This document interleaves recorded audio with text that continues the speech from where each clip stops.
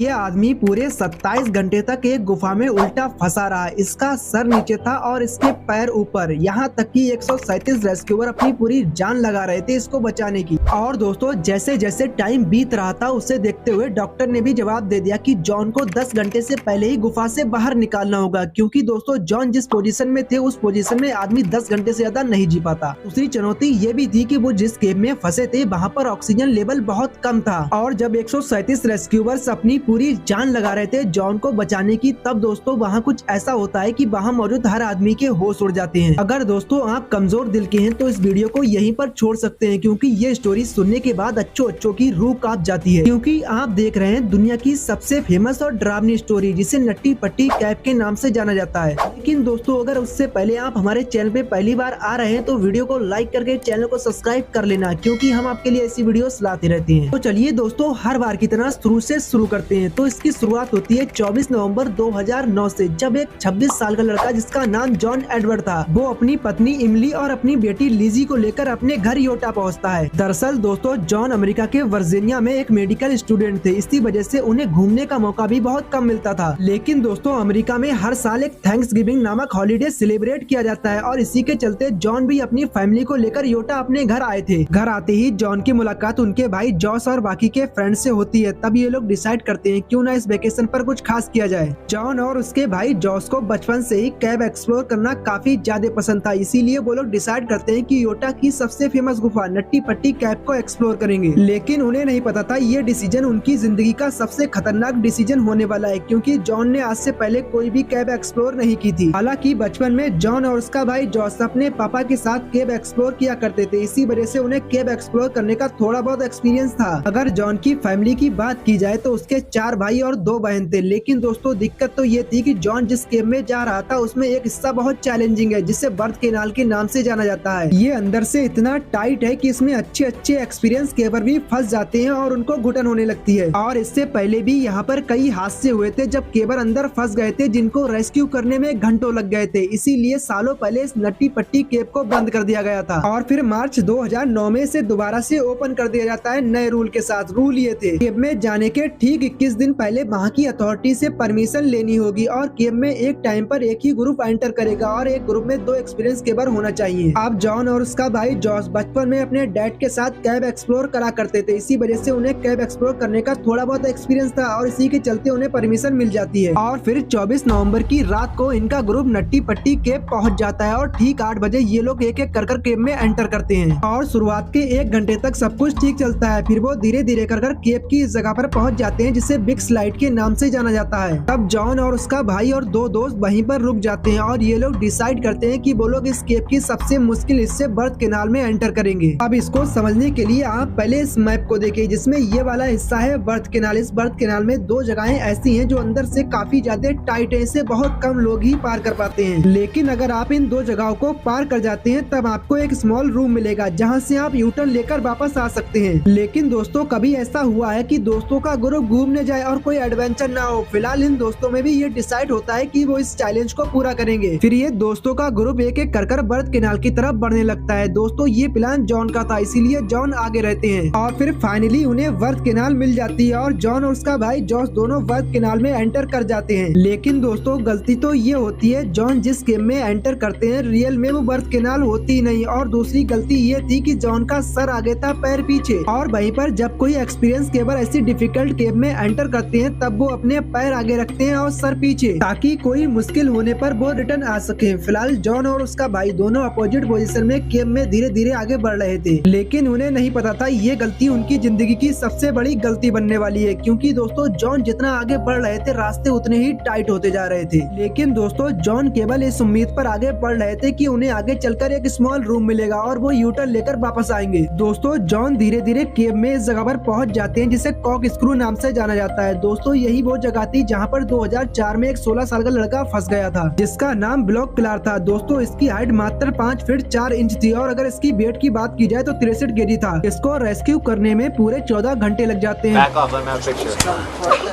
Finally, out of the cave, Brock Clark said this about his rescue. It's like just a cord, and they tried to pull me out, and it squished my intestines a lot. And freaking killed, and now my hips are all screwed up. दोस्तों वहीं पर John की बात की जाए तो इनकी height 6 feet थी और वेट की बात की जाए तो ये 90 केजी के थे और इतने वेट और हाइट के साथ जॉन के लिए टर्न करके लौटना बहुत ही मुश्किल काम था। दोस्तों धीरे धीरे जॉन को भी समझ आ चुका था कि उसने कितनी बड़ी गलती कर दी है, लेकिन उसके बावजूद भी जॉन ने हार नहीं मानी क्योंकि मैप के हिसाब से उसे पता था कि आगे एक स्मॉल रूम मिलेगा और वो यूटर्न लेकर वापस आएगा। हालांकि जॉन जितना आगे बढ़ रहा था रास्ते उतने ही टाइट होते जा रहे थे, लेकिन जॉन को अभी भी लग रहा था कि वो बर्थ कैनाल की सबसे टाइट जगह पर है। और फिर वहाँ पर कुछ ऐसा होता है जिसके बारे में जॉन ने भी नहीं सोचा था, क्योंकि जॉन जैसे ही आगे बढ़ते हैं तब वो तेजी से नीचे गिरने लगते हैं। हालांकि जॉन अपनी शोल्डर की मदद से अपने आप को संभाल लेते हैं। फिर जॉन के सर पर लगी हेडलाइट से जॉन को एक होल दिखाई देता है, जिस होल को देखने के बाद जॉन को एक उम्मीद नजर आती है। लेकिन दोस्तों जॉन इस बात से अनजान थे कि वो अपनी जिंदगी की सबसे बड़ी और आखिरी गलती करने जा रहे हैं, क्योंकि जैसे ही जॉन अपने सर को उस केव में डालते हैं तब उनका शरीर 70 डिग्री एंगल तक झुक जाता है और वो अपसाइड डाउन पोजीशन में चले जाते हैं। जैसा कि जॉन ने सोचा था कि उन्हें आगे चलकर एक यूटर्न होने का मौका मिलेगा, लेकिन दोस्तों ऐसा नहीं होता क्योंकि ये केव की एंडिंग थी। ये देखकर जॉन अपने आप को ऊपर पुश करने की कोशिश करते हैं, लेकिन दोस्तों उनकी तमाम कोशिशें बेकार होती हैं, क्योंकि दोस्तों जॉन जिस जगह पर फंसे थे वो एक लैपटॉप स्क्रीन जितनी पतली जगह थी और इतनी पतली जगह में जॉन के लिए हिलना भी बहुत मुश्किल था। और दोस्तों दूसरी दिक्कत ये थी कि जॉन के पैर भी होल के सबसे छोटे वाले हिस्से में फंसे थे। जॉन अपने आप को इस हालात में देखकर तुरंत अपने भाई जॉस को आवाज लगाता है और बोलता है, जॉस तुम इधर मत आओ, मुझे फॉलो मत करो, आगे कोई रास्ता नहीं है, मैं फंस गया हूँ। जॉस जैसे ही अपने भाई की आवाज को सुनता है तब ये अलर्ट हो जाता है और अपनी स्मार्टनेस दिखाते हुए अपने पैरों को आगे कर लेता है और सर को पीछे। दोस्तों जॉस अब एक ऐसी पोजीशन में आ चुका था जिससे वो इजीली इस केव से बाहर निकल सकता था। और फिर जॉस धीरे धीरे अपने भाई जॉन की तरफ बढ़ता है और जब वो जॉन के पास पहुँचता है तब वो देखता है उसका भाई एक होल के अंदर फंसा है और उस होल ने जॉन को पूरा निगल लिया है, यहाँ तक कि जॉन के केवल पैर ही दिखाई पड़ रहे थे। जॉस तुरंत अपने पैरों को जॉन के पैरों में फंसाता है और ऊपर उठाने की कोशिश करता है और जॉन थोड़ा ऊपर उठता भी है, लेकिन जॉन का वेट ज्यादा था इसलिए पैरों की ग्रिप छूट जाती है और जॉन दोबारा से अपनी इनिशियल पोजीशन पर पहुंच जाते हैं। जॉस अपने पैरों की मदद से बार बार अपने भाई को निकालने की कोशिश कर रहा था, लेकिन दोस्तों इतनी कोशिशों के बाद भी कोई फायदा नहीं मिल रहा था। He's around 190, 200 pounds and 6 feet tall, so a very large guy, and he's in this space only 18 inches wide, so very difficult. He can't move at all, and after a while the muscles are going to cramp up and he just won't be able to move and help rescuers get him out of it. और दोस्तों जब इतनी कोशिशें करने के बाद भी कोई फायदा नहीं मिलता तब जॉस समझ चुका था कि यहाँ पर प्रोफेशनल रेस्क्यूअर्स की मदद लेनी होगी। और फिर जॉस अपने भाई को ये बोलकर निकलता है कि वो केव से बाहर जाएगा और मदद लेकर आएगा, लेकिन जब तक जॉन अपनी पूरी कोशिश करेगा सरवाइव करने की, क्योंकि दोस्तों जॉन जहाँ पर फंसा था वहाँ पर ऑक्सीजन लेवल बहुत कम था। फिलहाल जॉस वहाँ से चला जाता है और जब कुछ टाइम बीत जाता है तब वो केव से बाहर आता है और फिर बाकी के ग्रुप को इन्फॉर्म करता है और फिर इमीडिएटली रेस्क्यू टीम को बुलाया जाता है। दोस्तों पूरे 3 घंटे इंतजार करने के बाद रेस्क्यू टीम नट्टी पट्टी केव पहुंच जाती है, लेकिन दोस्तों सबसे बड़ी प्रॉब्लम ये थी कि जॉन अपसाइड डाउन पोजीशन में थे और रेस्क्यू डॉक्टर का मानना था कि कोई आदमी ऐसी पोजीशन में 8 से 10 घंटे ही सरवाइव कर पाता है और फिर उसके शरीर के सारे ऑर्गन्स फेल होना चालू हो जाते हैं। लेकिन दोस्तों आप लोग एक बार इस मैप पर भी नजर डालिए, केव की एंट्री से लेकर जॉन जिस जगह पर ट्रैप हुए थे वहाँ तक की दूराई थी 400 फीट। अगर कोई आदमी इमीडिएटली जॉन तक पहुँचना चाहे तो उसे मिनिमम 1 घंटा तो लगेगा ही। फिलहाल पहली रेस्क्यूअर जिसका नाम सूजी था वो अपने पैरों में रस्सी बांधकर केव में एंटर करती है। दोस्तों पैरों में रस्सी इसलिए बांधी थी ताकि वो केव के अंदर फंस ना जाए। अगर दोस्तों सूजी की हाइट की बात की जाए तो मात्र 5.3 फीट थी, इसीलिए वो कॉक स्क्रू एरिया को आराम से पार कर जाती है। और फिर करीबन रात के 12:30 बजे वो जॉन से मिलती है। तब सूजी देखती है कि जॉन की हालत कुछ ज्यादा ही खराब है, क्योंकि दोस्तों जॉन को अब तक केव में फंसे 8 घंटे से भी ज्यादा हो चुके थे। और फिर वो जॉन से बोलती है, हाय जॉन, मेरा नाम सूजी है, क्या तुम ठीक हो? तब जॉन बोलता है, हाय सूजी, थैंक्स यू सो मच आने के लिए, मेरी मदद करो, मुझे यहाँ से बाहर निकलना है। क्योंकि दोस्तों ये प्रोफेशनल हेल्प देखकर जॉन को लग रहा था कि वो कुछ ही टाइम में यहाँ से बाहर निकल जाएगा। फिलहाल सूजी जॉन को पहले रिलैक्स फील कराती है, फिर उसके पैरों में रस्सी डालकर उसे ऊपर खींचने की कोशिश करती है। लेकिन दोस्तों सूजी की हाइट मात्र 5.3 फीट थी, वहीं पर जॉन की हाइट 6 फीट थी और वेट 90 kg। और ऊपर से जॉन इतनी टाइट जगह पर फंसा था कि उसके लिए हिलना भी बहुत मुश्किल था।